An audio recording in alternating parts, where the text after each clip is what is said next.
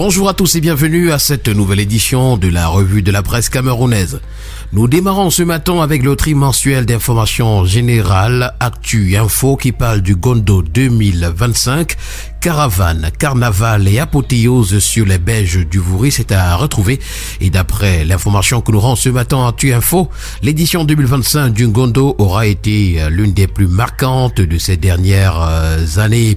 Le peuple sawa a célébré avec éclat une culture désormais inscrite au patrimoine immatériel de l'UNESCO, un moment où tradition, rituel, transmission et fierté identitaire se sont conjugués pour offrir un spectacle d'une rare intensité. C'est à retrouver ce matin en parcourant les pages 9 et 10 du journal. Le journal parle également de politique ce matin, décès d'Anissé Ekane ou la faillite morale d'un pays. Toutes ces informations ainsi que bien d'autres, vous les aurez ce matin en parcourant les colonnes du trimensuel. Nous poursuivons en sport avec le quotidien vert Émergence qui s'interroge au sujet de la tanière en otage.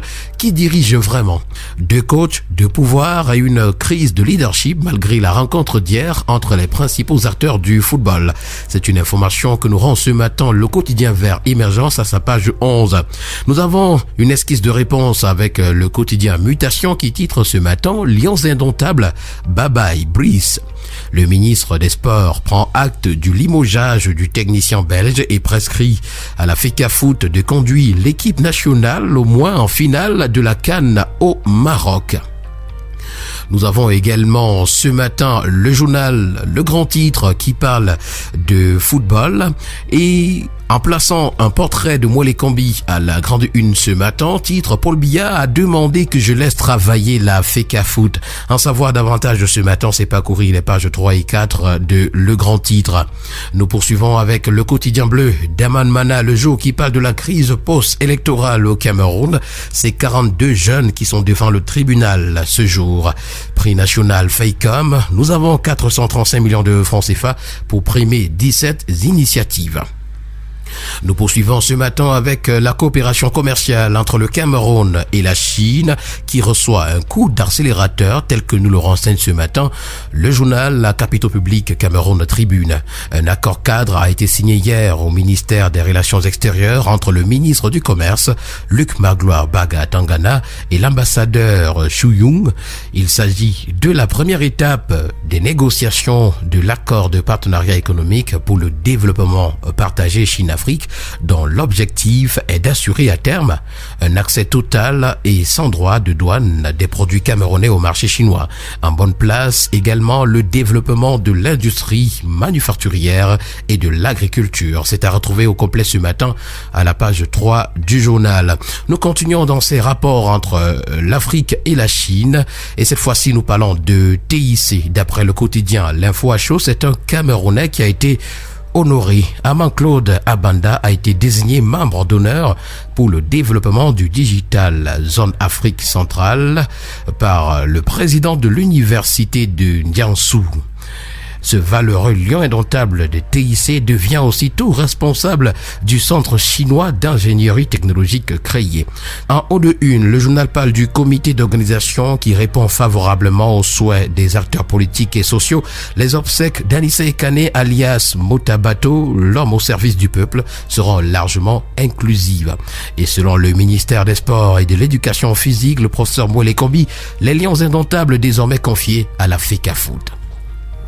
Nous poursuivons ce matin en économie avec d'ailleurs le premier quotidien économique de la zone CEMAC qui parle de lutte contre le blanchiment d'argent et nous fait savoir que le Cameroun est encore à la traîne.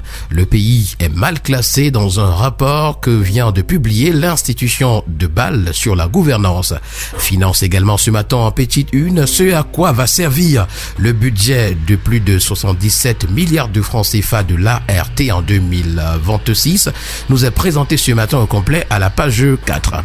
Avec conjoncture économique, on s'intéresse à Afriland First Bank qui injecte 50 milliards de francs CFA pour soutenir l'économie camerounaise.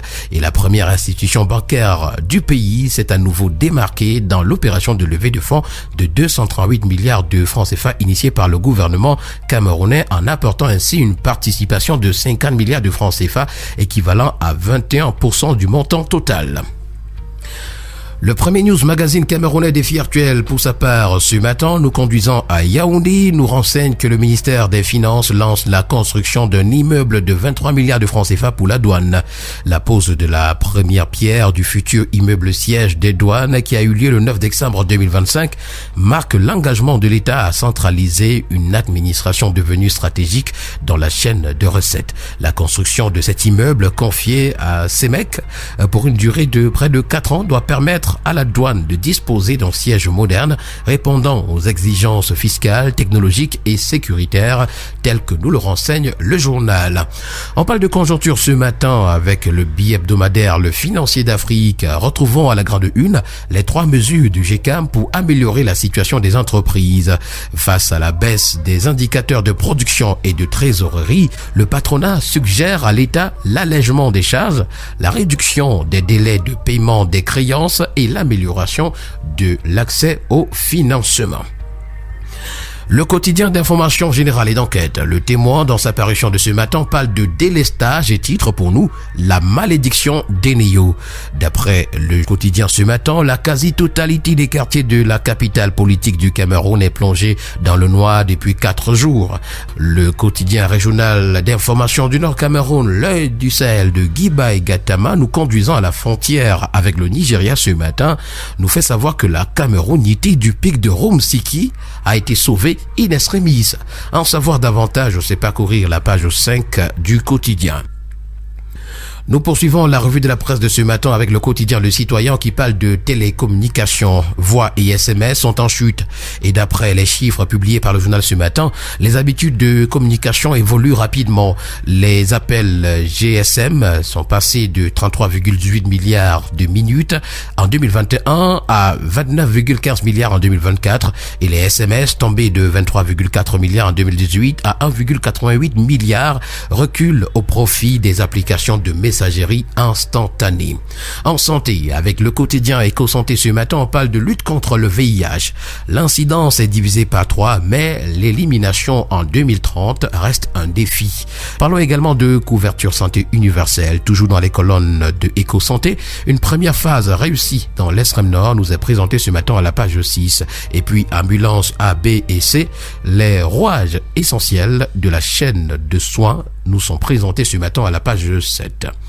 Nous allons mettre un terme à cette sortie de la revue de la presse avec le journal Innovation qui parle de gouvernance et nous renseigne qu'un avocat porte plainte contre Paul Biya pour la non-convocation du Conseil supérieur de la magistrature. Maître Ayan Lewis a déposé sa plainte au tribunal de première instance de Buea pour contraindre le chef de l'État à appliquer l'article 66 de la Constitution sur la déclaration des biens et aussi l'obliger à convoquer le Conseil supérieur de la magistrature. Voilà qui a permis de mettre un terme à cette sortie de la revue de la presse. Mesdames et messieurs, merci d'avoir été des nôtres ce matin et au plaisir de vous retrouver dans les prochaines heures pour une nouvelle édition. D'ici là, portez-vous bien. Agréable journée à tous.